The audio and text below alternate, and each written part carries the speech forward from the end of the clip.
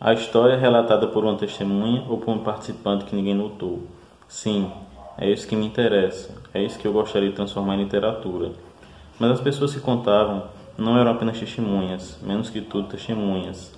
Eram atores e criadores. É impossível chegar muito perto da realidade, cara a cara. Entre a realidade e nós existem os nossos sentimentos. Entendo que estou lidando com versões, cada um tem a sua, e delas, do volume e do cruzamento delas, nasce a imagem do tempo e das pessoas que vivem nele. Eu não gostaria que, a respeito do meu livro, dissessem os personagens delas são reais e nada mais. Que dissessem é a história, apenas a história. Não estou escrevendo sobre a guerra, mas sobre o ser humano na guerra. Não estou escrevendo a história de uma guerra, mas a história dos sentimentos. Sou historiadora da alma. Por um lado, investigo o ser humano concreto, que viveu em um tempo concreto e que participou de acontecimentos concretos. Por outro, preciso distinguir neles o ser humano eterno, a vibração da eternidade, aquilo que sempre existe no ser humano.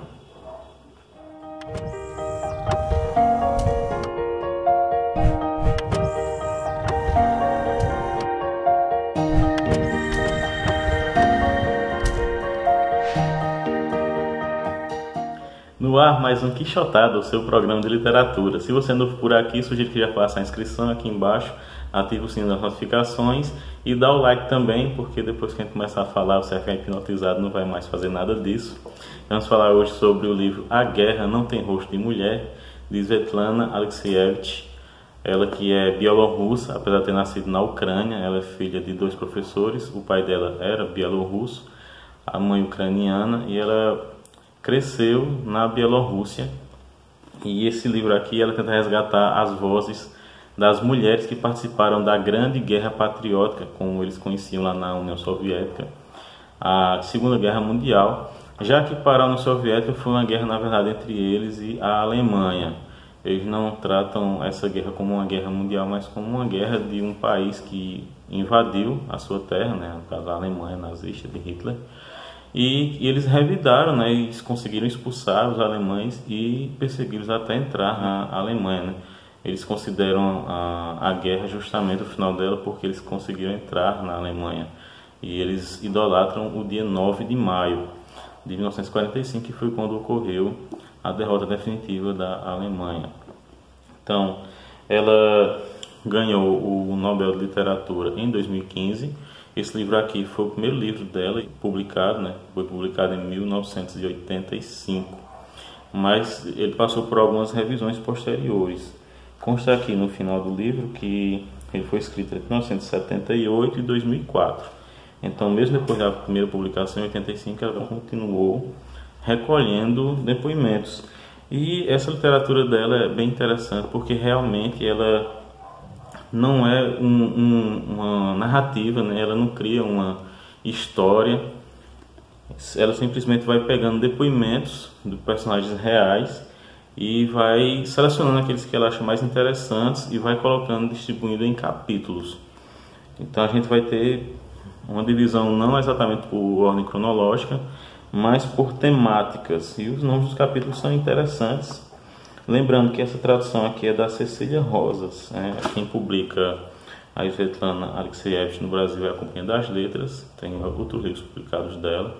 Dizem que essa aqui não é a obra-prima dela, né? Que existem outros livros dela que são considerados mais importantes, como O Fim do Homem Soviético e Vozes de Chernobyl, que inclusive está virando série, acho que já teve até filmes, documentários baseados no livro dela, que não dá para chamar exatamente de romance, mas achei interessante um depoimento de um escritor bielorrusso também, Ales Adamovich, e ele define, né, o estilo da Alexievich como novela coletiva, novela oratório, novela evidência, gente dançando com lobos ou coro épico.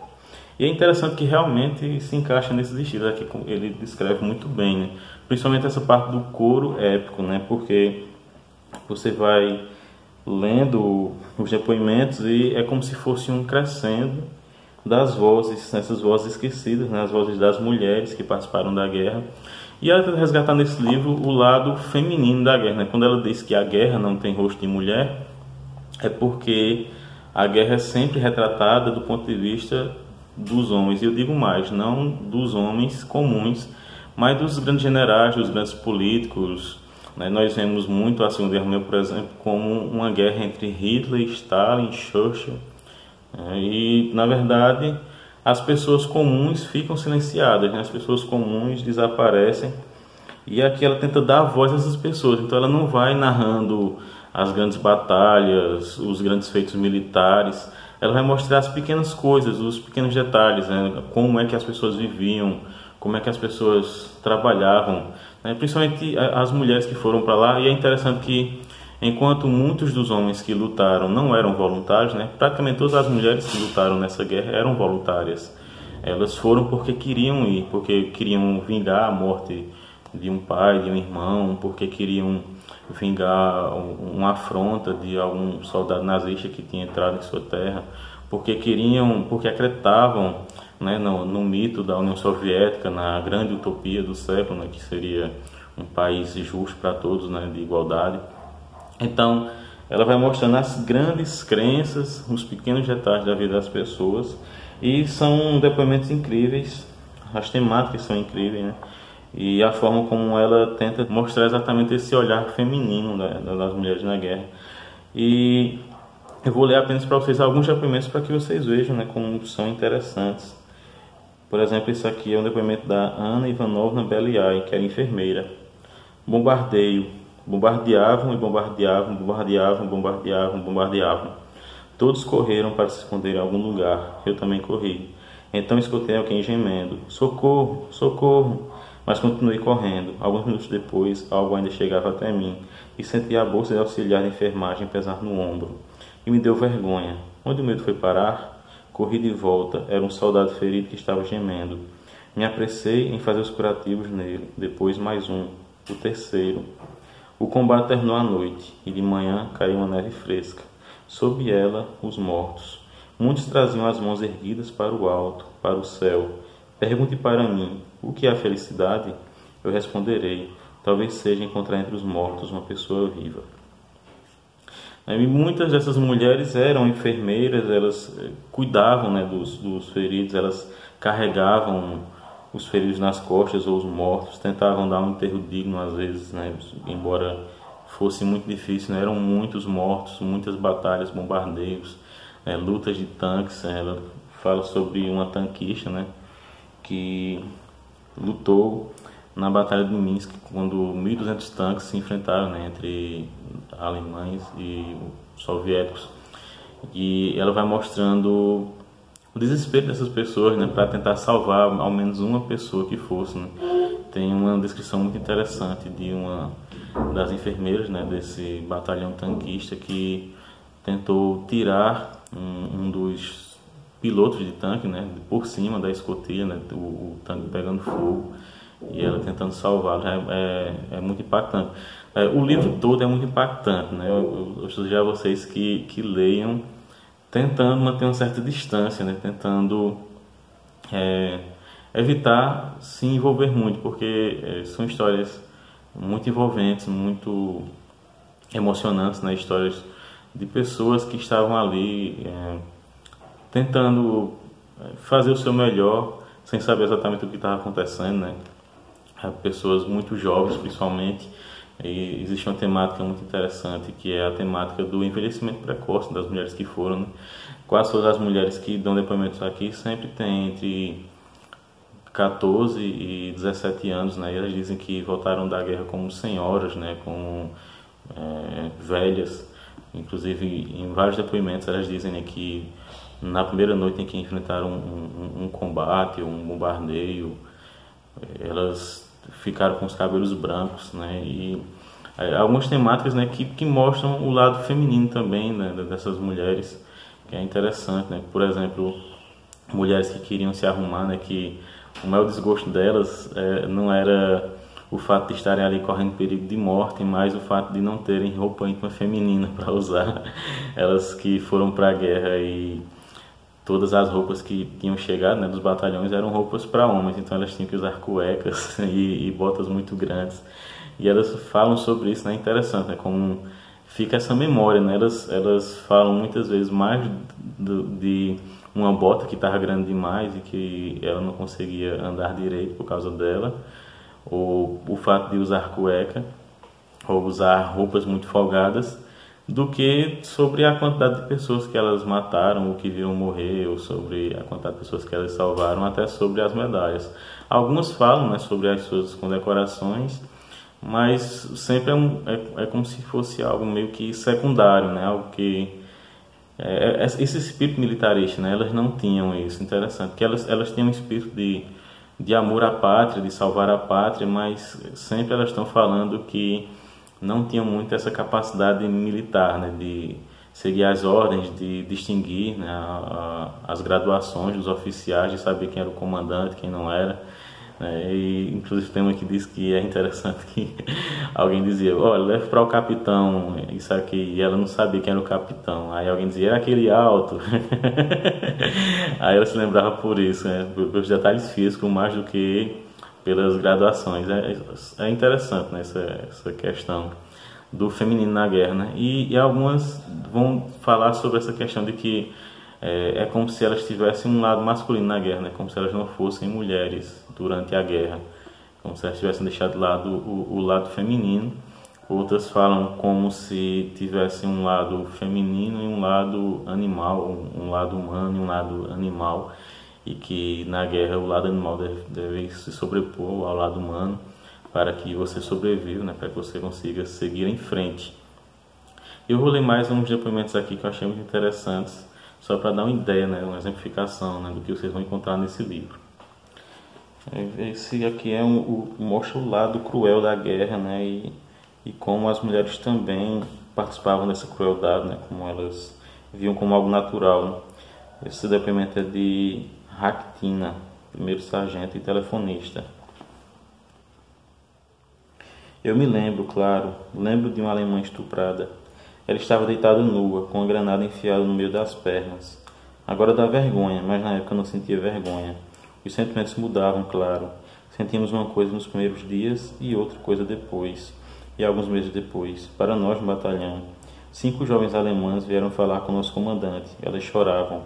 O ginecologista examinou. Elas tinham feridas lá, feridas rasgadas, todas as calcinhas ensanguentadas. Tinham sido estupradas por toda a noite e os soldados faziam fila.